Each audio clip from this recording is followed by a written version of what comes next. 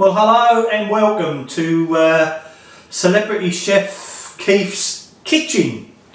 And today I'm going to be doing a recipe for onion bhajis, a particular favourite of mine, I might add, and it's also a particularly favourite of most of the UK. So this is going to be my version of onion bhajis. Got a couple of quirks in it that I've learned from experience that I would like to pass on to you, and hopefully you'll be making them yourself. So we'll get into it. Thanks very much. So here are the basic ingredients for today. I've got 4 large onions. You can use smaller onions, but they don't give the same effect. I always think that big onions give a better effect. I've got 1.5 cups of besan flour. Now this is basically a chickpea flour, which you actually need. I've also got in there a 1/2 cup of self-raising flour, and I'll talk a little bit about why I use that later. I have a teaspoon of garam masala. I have a teaspoon of just plain curry powder, a teaspoon of turmeric, and also a teaspoon of salt. So they're the basic ingredients. One thing that I have learned over the years about cooking these onion bhajis is not to overdo it with the spices. You can tend to put a lot more in, and really it doesn't. They don't taste very nice. So there's the basic ingredients, and I'll get back to you on what I actually do. Bye.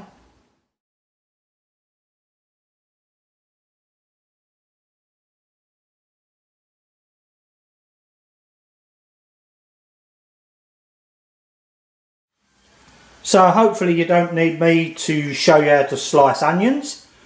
There's your 4 onions coarsely chopped. I'm going to add in to the flour all the dry ingredients. So there's the curry powder, the garam masala, the turmeric, and hopefully the salt. Now just pop them all together and we'll give them a quick stir. And what I'm going to do now is actually going to fry the onions very lightly. I don't want them cooked at all. Do not cook the onions. Just put them in a frying pan, just really to break them up and coat them with a small amount of oil. Okay, so in a nice hot pan, I'm going to put a little bit of oil, and not much. We only want to coat these onions. So pop them in. We'll give them a little fry up for a couple of minutes, as I said, just to break them up.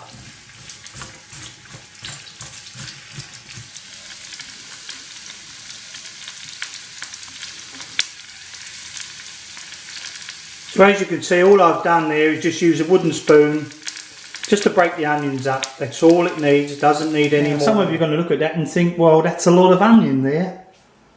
And it is. There's enough there probably to make, I don't know, I'm guessing 14, 15 onion bhajis. Because what I do, I make them in a batch and then I freeze them. So there's the dry ingredients combined. I'm just going to mix that up just with a little water to a nice creamy consistency, and I'll show you that in a while. Okay, you put the water in just a bit at a time. You don't want to make this batter too runny. You also don't want to make it thick, but you want it to come out a consistency similar to that. Yeah, falls down nice, a bit like a Yorkshire pudding batter, but a little bit thicker. And the other trick I've learned over the years is not to actually put all the batter in at once. And the reason for that is that you don't want too much batter for the number of onions that you've got. So put a bit in,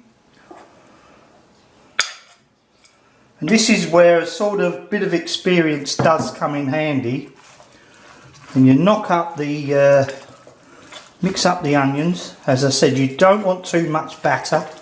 All we're looking for is batter just to cover or coat the onions and make them stick together so that they fry in a ball.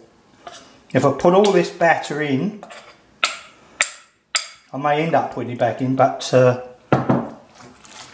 it's a judgment really. You don't, like I say, don't put too much batter in, otherwise the bhajis will come out doughy, and that's the last thing you want. Now you can see there, they're coated together nicely. They will stick together when they're frying. I might put just a gnat more in there.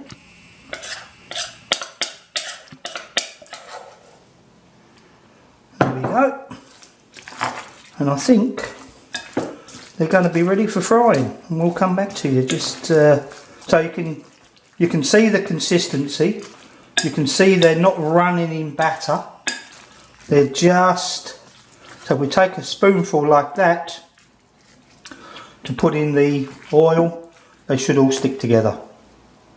Okay, I'll come back. Now, through experience, I have to say that remember, this is a liquid, this batter, at the end of the day, and it will fall to the bottom. So to get the best cooking method, just keep it turned over, especially when you're making the balls ready for, or the bhajis ready for putting in the hot oil, because otherwise you'll end up with quite dry at the top.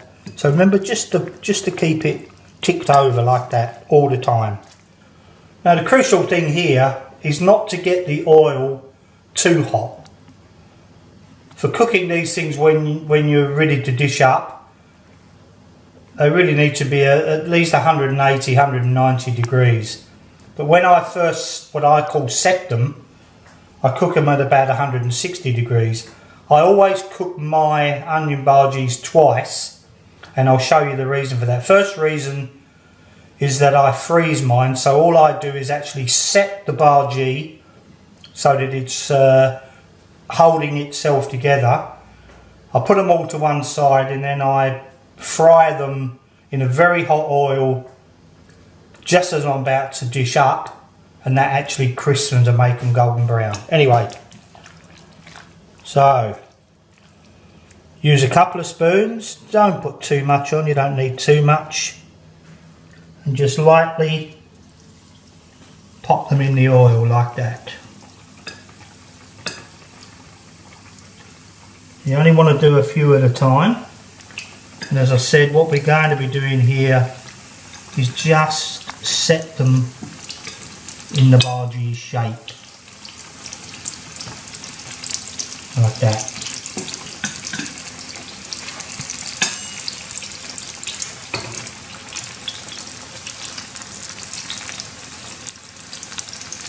Don't worry about getting the odd little bit of onion floating around. They're always nice to eat after.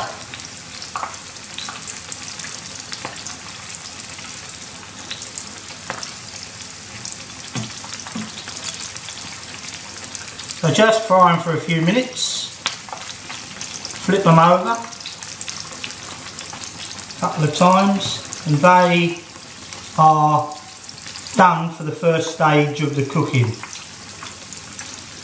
So you'll have a look at them. So that's how they come out, looking like that. That's all you want. Don't want to cook them fully, just enough, as I said, to set them.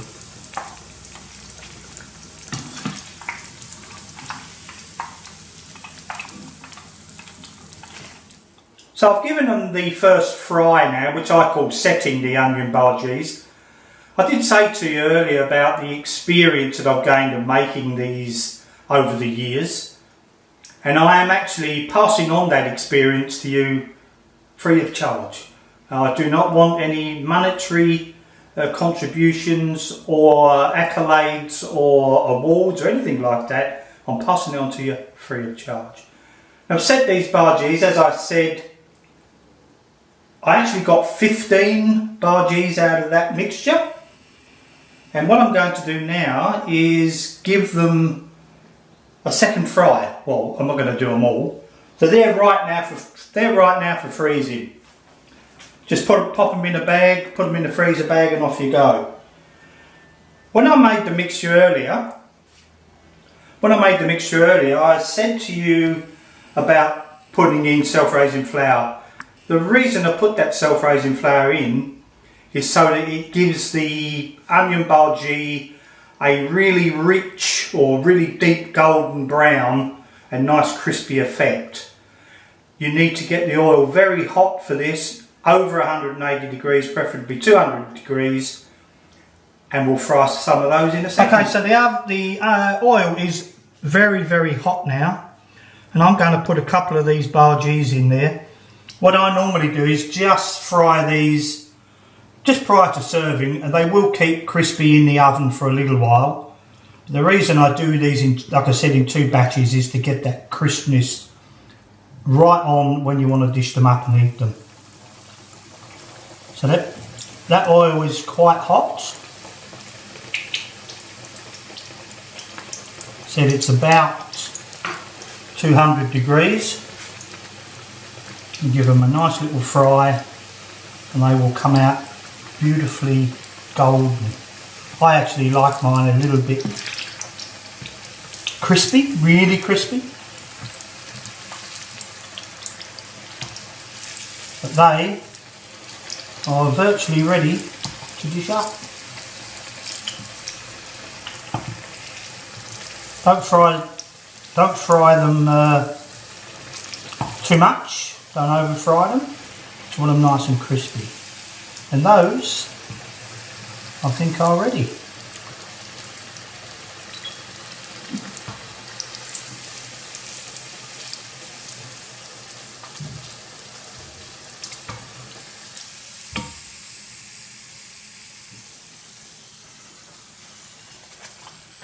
And that is how to cook onion bhajis. So there we have a couple of nice golden brown, beautifully and crisp onion bhajis. You'll find that the centres are nicely cooked because there's no big stodgy batter in there. There's not a lot of batter. And they will taste absolutely beautiful. So that's my onion bhaji recipe. So I hope you like it. This has been Celebrity Chef Keith with another award-winning recipe. Thank you.